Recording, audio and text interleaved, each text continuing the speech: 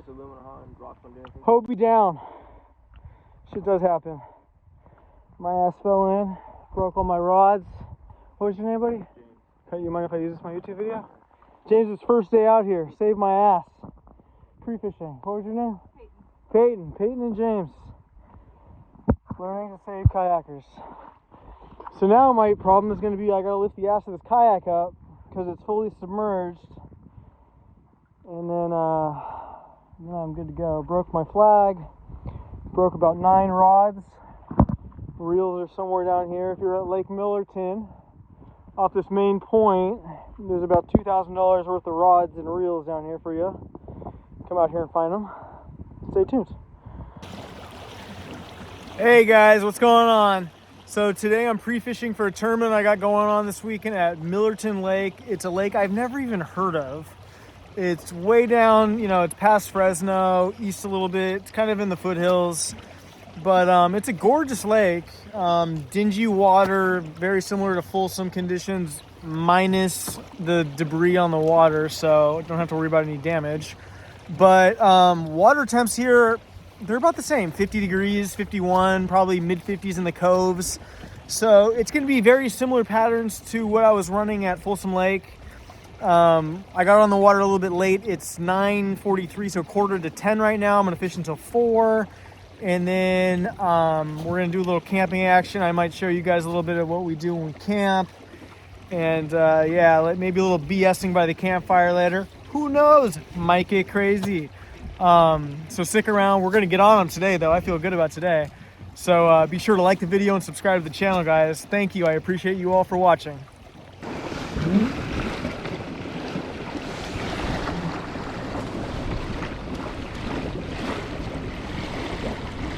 So my plan for my pre-fish is I'm going to start off cranking, moving baits, things like that. Just cover some water. If I come across them, I'll throw some stuff at them. But I think moving baits are going to be the deal. We got 51, almost 52 degree water. I'm at the base of the river. This is the Stanislaus River, I believe. I'm pretty sure everyone else is going to head towards the dam per usual. And if you guys know me, I don't like doing what everybody else does. So I'm going to fish some points. I'm going to go back in the mouths of some coves.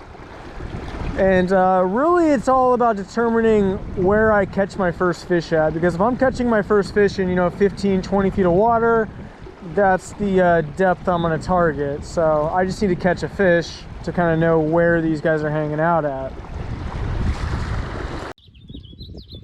Here's the damage. We got one inflated life jacket. We have one NV rod that is busted. We have some mangled rods and reels. I was able to salvage some of the reels. But basically, what do I got? I got one rod, got one cranking rod, and a spinning rod. So I got 2 rods out of 9 rods that I brought with me. So I lost 7 rods. So that's cool. I saved my graphs. I saved all the expensive stuff, I guess. I didn't lose any of my tackle. I don't know if my GoPros are gonna work. My batteries are fine. I mean, it could have been a lot worse. I could have died out there. Thank God I found some nice folks and they helped me, and we had to drag my whole kayak up and pull the drain plugs. My flag is busted. So basically I flipped over in about 8 feet of water and all my rods got snapped on the rocks. And I don't know, I might go back over there and see if I can find my rods on side image and jig them up, but at this point I just kind of want to cut my losses and just forget today ever happened and fish this tournament and get the hell out of Millerton, and I never want to come back. So hey guys, so you saw a couple clips of what happened this weekend. Let me just break it down what happened. So from Prefish, I went from the ramp straight across the lake, and then there's a main lake point and it goes into a cove over here. So I was going to start at the point, work my way down the bank, because there's a big drop. It goes from 5 feet down to 20 feet, and I was seeing a lot of spotted bass suspended. So I was hanging fairly close to the shoreline, maybe 10, 15 feet off the shoreline, fishing for these suspended fish. And I was fishing maybe 15 minutes, 20 minutes. I knew there was a boat tournament going on because I kept seeing boats whiz to the back of this cove, but I mean, they were on the other side, far, far away, weren't affecting me. And I'm pretty good at standing up and fishing on my kayak. From owning a boat for so long, I'm not one to sit down on my kayak. I can't do it. It's not my thing. I have to stand up and fish. So every time a boat wake would come by, you know, I'd brace it with my legs and I'd kind of ride it out. And then out of nowhere, Black Ranger 2015 and 19, I think it was a 520. Anyways, he cut around the point and he was just hauling, you know what, doing at least 50, 55. And he came within 15, 20 feet of me. I was like, what the heck's this guy doing? Like, does he not see my flag? Does he not see me standing up? You know, I'm wearing bright colors. Is this guy blind? He should not be on the water. And so I was bracing for his wake so I can just kind of, you know, ride it out. I rode out the first one. It pushed me a little towards the bank. And then as his secondary wake hit me, it knocked my kayak into a submerged rock. And that's what totally threw me off balance. So when I went off balance, I tried to get low to my kayak to prevent myself from going in, because at this point I'm fairly certain I'm going in. So I tried to get low, and then I reached across for my other A-trail on my Hobie, thinking that, you know, it would stop my momentum. It's a heavy kayak. I didn't think it would tip over in those conditions, but it hit that rock just right, and I had enough weight going to the side, and I went in and I pulled my kayak literally on top of me in the water. Next thing I know, poof, you know, my life jacket went off, sounded like an airbag deploying, floated to surface. Within minutes, my kayak started looking like the Titanic. It was just taking on water, and I don't know how it took on so much water in the hole. The only thing I could think of is on Hobies in particular, they have pull strings that lead into the hole. So I'm thinking that water came in through those openings. I mean, there's nothing I could really do about those openings, but the whole hole filled up with water. And at this point, I'm like thinking to myself, like, damn, if I don't do something, my boat's going to be, you know, 30 feet down because I'm on a ledge and this thing's going to slide all the way down and I'm screwed. So I was just running off adrenaline at this point because I had an insulated bib, so I really wasn't that cold at this point. It was like 50, 51 degree water.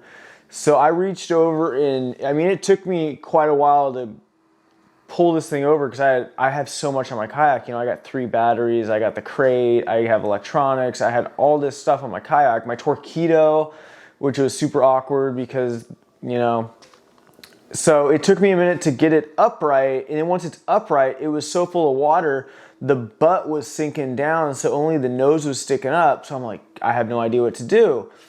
So I hollered over to some younger folks, and they were in a little tin dinghy with a little 5 horsepower motor, and they were first on scene. They really couldn't provide me any support.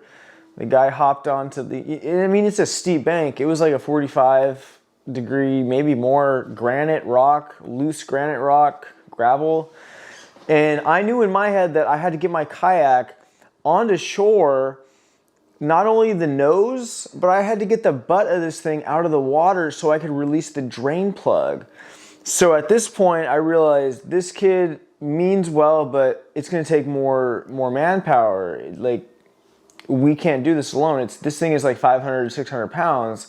I flagged down a bass boat, 2 nice gentlemen and a Phoenix. They came right over and they were fantastic. And then another gentleman came over. He was driving a Crestliner and he was just out there pleasure cruising. I don't know. He was super cool. And he helped us too. So it took the three of them and me to even, and it still took us about a half an hour, just inch by inch by inch by inch. And I am so sore today just from that, like my back, my legs, my thighs, killing me. So I'll put up on the screen right now where I was fishing. If you're at Millerton and you want some nice equipment, there is still a ton of stuff floating in the water down there and probably 15 feet. Use your live scope, use your side image, try to jig it out. It's brand new stuff. I live 3.5 hours from Millerton and I have such bad memories. I don't want to go back anytime soon. But the life jacket saved me. And there's been a lot of times where people will be like, oh, you're not wearing a life jacket. You know what? You're right. I wasn't wearing a life jacket. I was in slack water, and you know what? Sometimes I'm stupid and I wasn't thinking. And I'll tell you what, I will have a life jacket glued to my chest at all times after this, because you always hear about it happening, but you never think it's going to really happen to you until it does. But without that life jacket and that insulated bib, one, I would have got hypothermia because that water was cold. And two, I could have drowned.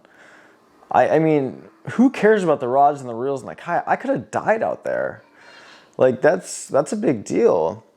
So long story short, after we get the kayak up, we release the drain plugs. My boat pisses for a solid 15 minutes, not even exaggerating. This whole thing was full of water. Blew my mind that it could even hold that much water. And then after that, the gentleman in the Crestliner towed me back to the bank, where I then loaded up my trailer and assessed the damage.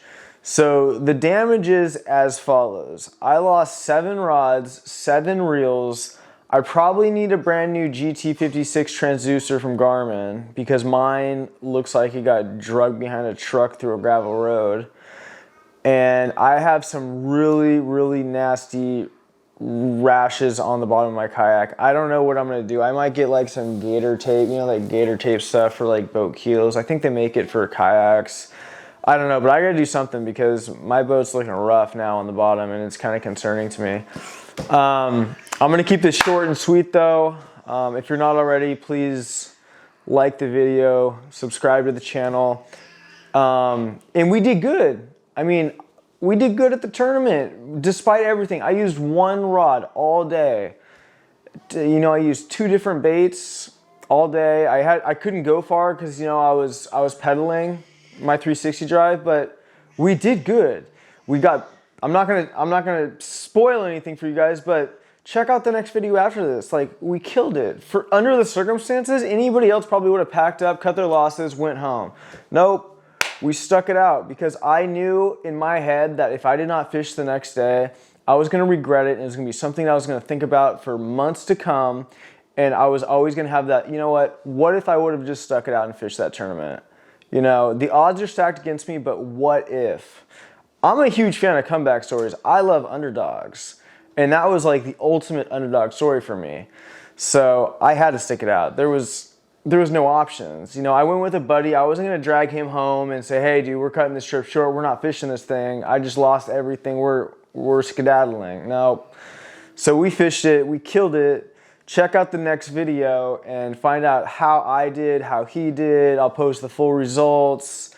My GoPros, I'm pretty sure, are shot. They're still drying out over here.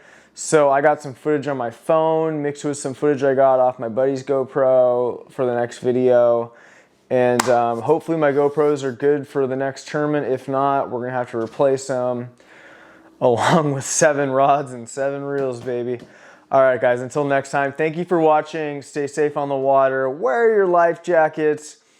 And man, watch out for boaters because some of them just don't give a damn. Some of them shouldn't be driving boats. Some people just don't know how to drive a boat and they're just a-holes on the water. And what's the correct speed to go by a kayaker? You idle by a kayaker or you go slow, man. You go like 15 miles an hour and you keep your distance because those wakes are no joke for a plastic vessel, you know? So be safe, wear your life jacket, watch out for boaters, and let's have a killer 2023 season, guys. Thank you.